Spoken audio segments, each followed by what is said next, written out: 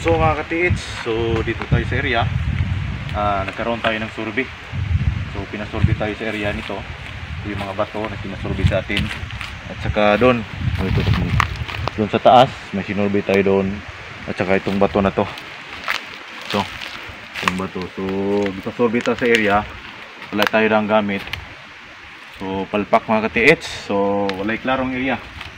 So, muna ang gingon sa inyo mga ka-TH na kung mag-survey yung area, ayaso mo pagdala gamit. So importante lalo ngayon nakapagod na nagpunta sa area, tapos wala pa lang saktong sign. So ito yung tinuturo na baka daw mayroong mga tunnel dito. Paano naman natin malalang may tunnel dito? Wala naman nakalagay sign dito. Ito lang yung mga marker, itong mga bato na to. Saka ito, wala po talaga. So ibig sabihin ay gawa po siya ng nature. So sa ating mga ka-TS na lagi nakasubaybay sa ating YouTube channel, so huwag kalimutan mag-subscribe sa baba at pindutin yung notification bell para lagi kang updated sa ating mga video. So payo ko sa ating mga ka-TS na gustong sumabak bilang tresurante. Ito maging payo ko sa inyo. Kasi karamihan sa ating mga tresurante na punta sa area, malaki talagang kakaibahan niya, lalo na pag mayroon kang gadget o wala. So ang kaibahan kasi sa punta mo sa area, halimbawa kung wala kang gamit, tulad nito wala kang gamit, makapokus ka sa area mo kasi hindi ka masyadong excited tulad ngayon, di ba? So halimbawa kung mayroon tayong gamit, tapos i-detect natin agad, dili natin alam na pagod tayo, wala sa tama yung focus at balance sa ating kamay. So magkahirapan tayo sa pag-detect, di ba? Napakahirap mag-detect, patapos pagod ka kasi lagi mong hinahanap asan yung mga marker na pwede mong paghinalaan na pwede mo maging surface marker. So sana ito po yung nakuha sa iba. Malaki talagang pagkaiba sa mayroong dalang gamit o wala. Kaya maging payo ko sa inyo, kung pwede sana, kung pumunta ka sa site, mas maganda sana wala pa kayong gamit. I-survey nyo, halimbawa nito, survey nyo yung area, dito, video taas. I-survey nyo sa area, yan, survey nyo. Kung mayroon pa ba kayong makikita ng mga sign. So halimbawa, nagpunta ka sa area, wala kang gamit, ang gawin mo, ay i-remap mo muna. Survey mo yung mga area, dapat alam mo kung ano mga surface marker para hindi ka masyadong excited ang nakakaba. Kasi pag halimbawa mayroon kang gamit, pumunta ka sa area, ang nakakaibahan kasi napapagod ka. Siyempre hinihingal tayo, di ba? Punta sa bundok, hinihingal tayo. Tapos pag nakikita ang side, mawala yung pagod. Pero din natin alam, yung kamay natin wala sa balance. Kailangan pag pumunta ka sa site, kailangan talaga kung halimbawa magdala ka ng gamit, sobrang layo yung area. So halimbawa sir, sobrang layo yung area. So halimbawa, napakalayo yung area mo, tapos naglala ka ng gamit. Ang una mong gawin dyan, i-remap mo muna. Remap ka sa area. Kung gusto mo talagang ma-detect agad, i-remap mo yung area. Pagtapos mong remap sa area, ay relax ka muna ng 2 hours. Pa-relax muna yung hindi yung agad-agad ka detect, agad-agad, ilang minuto lang, agad-agad detect. Hindi. Okay lang sana kapag malapit ka lang. Halimbawa, kaya mo lang ibiyahe ng 20 minutes, 30 minutes, halimbawa nito, napakalayo. Kailangan mong ibiyahe ng 3 hours, 2 hours, napakalayo. Tapos papasok ka pa sa bundok, sa masukal na dapit, so nahirapan ka talaga, diba? So napakaganda talaga. Relax ka muna, kung mayroon kang gamit, relax ka muna. Ang gano'n mong gawin, intay ka ng 2 hours, saka mo balikan. Hindi yung nagpunta ka sa site, tapos i-detect mo agad, wala ka sa balance, wala ka talagang mapapala dyan. Kaya maging payo ko sa lahat ng ating mga ka-TH, dapat mautak tayo sa ating area. Hindi yung sa sobra nating excited. Kaya nawawala tayo sa mga focus nawawala tayo sa balance kasi ang ginagawa natin sa sobrang excited ay nag-detect ng agad. Hindi. Ito maging payo ko sa ating mga ka-TH, hindi na ako naninira ng iba. Punta ka muna kayo sa site, i-remap nyo muna, kumpas, para pagbalik mo, detect ka na lang. Yan ang pinakamagandang gawin. So kaya yung iba nahihirapan ngayon na wala pa tayo nakabalita na mayroong nakakuha. Kaya tingin ko kasi karamihan sa mga ka-TS na pumapasok ngayon, baguhan. Kasi para silang sa Bisaya ba, maros lag naagni bitaw na gusto po sila madato. Naagni po sila na ako gusto po ko dato. Wala lang hunahuna kung usay tamang plano. Usay tamang buhaton. Parang ang gusto lang nilang madato. Gusto lang nilang yumaman. Gusto nila pasok ko sa treasure hunter kasi gusto kong yumaman. Hindi nila iniisip na mayroong mga gawin. Diba? Ganun. Tulad ng pagtrabaho din, kailangan mayroon kang sinusunod na protocols. Kung di mo yan masusunod, papagalitan ka talaga. So ganun din sa treasure. Pero wala tayong wala tayong manager dito, wala tayong supervisor, wala may-ari. Ikaw ang may-ari. Pero dapat nakasunod ka ayon sa pagtitreasure. Hindi ibig sabihin na mayroon pa palang patakaran sa bilang treasurante. Hindi. Para yung pagtitiits mo tama. Sakto ba? Sakto ang imong pagtreasure, dili kay dinalian. So nga na ang pagtreasure ka tiits.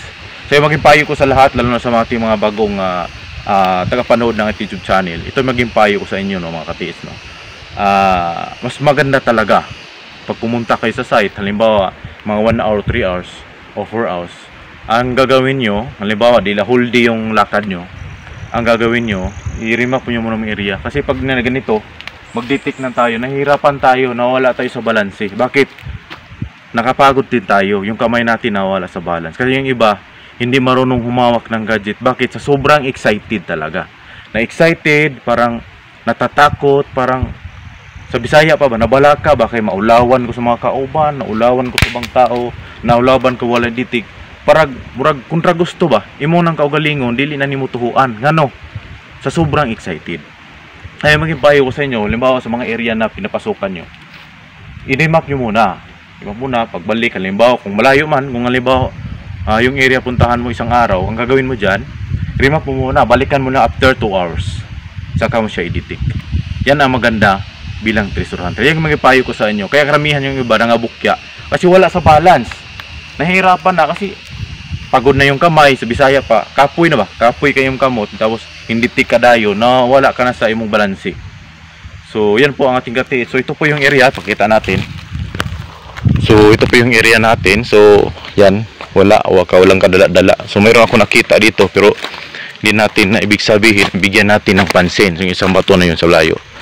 Yung mayroong isang parang mata. Yan. Yan, parang may mata siya. Pero wag natin bigyan pansin yan. Hindi ibig sabihin na yung sign na yan is legit na. Hindi po. Kasi sa ganitong case sa problema natin, pakyat sa bundok. Sa mga ganito kasi, ibig sabihin ng mga ganito, mayroong tunnel. Bihira lang po ang nagbaon ng hapon sa mga bakilid sa Bisaya, di ba? Bakilid. Karamihan sa nagbaon ng hapon, naragyo na sa patag, sakto ba? Kay pag-abot sa panahon, kumakan ka na siya, pagkan ka na niya, dili na marikaber sa hapon. Ang hapon, bright po na sila kayo. Mautak yan sila. Kaya pagdating ng panahon, gusto nilang makuha. So, hindi ganyan ka paglagay nila, yung mga bato na yan. Oh. So, wala po talagang laman dito. Wala akong nakikita na sign. Mayroong isa, pero di natin bigyan pansin na legit po talaga yung sign na pinapakita nila sa atin. So, wala po talaga.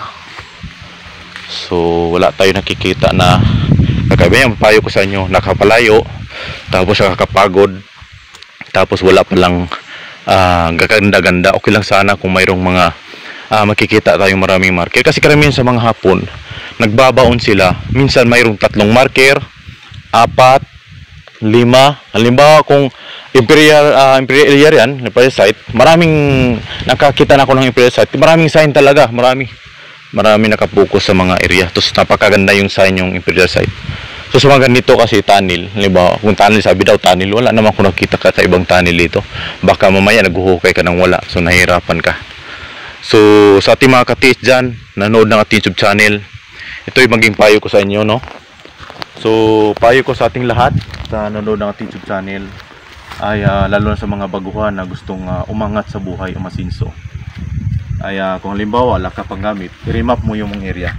Remap mo yung area, picture mo yung sign. Kung anong nakikita mo, mas maganda kung halimbawa wala kang sign.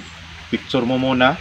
Pagkatapos picture, kung mayroon kang kilala na isang treasure hunter at tingin mo makakatulong sa'yo, isend mo yung sign para mabasa rin nila, para yung pagod mo ay hindi masasayang. Tulad nito, di ba? Meron na silang hukay doon sa taas pero hindi na natuloy. Bakit?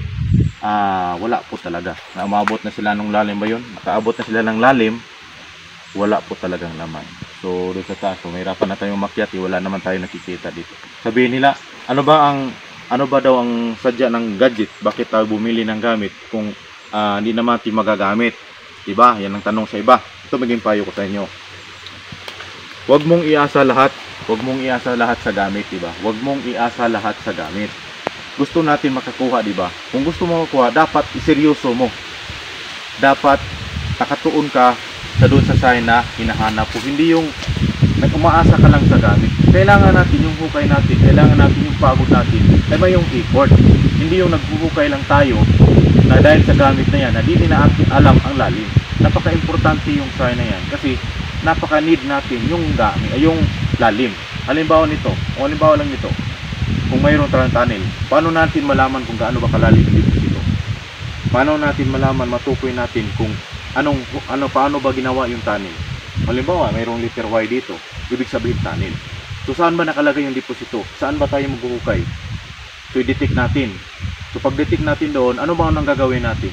Huhukayin natin. Pag-hukay natin, pagdating ng 9 feet, doon natin malalaman kung saan nakalagay yung deposito. Kasi sa lalim na yan, mayroon silang nilagay na isang symbol or sign kung saan matatagpuan yung deposito. So napaka-importante kung mayroon kang sign para tugma lahat. Tugma yung gamit mo, tugma yung remap mo, tugma yung sign. Ibig sabihin, perfect yung bukas mo. So yun lang atis, maraming salamat at God bless po sa inyo. Huwag kalimutan mag-subscribe sa baba para lagi kang updated sa ating mga video. At sa mga baguhan na gusto magpabasa ng sign, pwede kayong mag-message sa akin, Mindanao Hunter Sign. God bless po.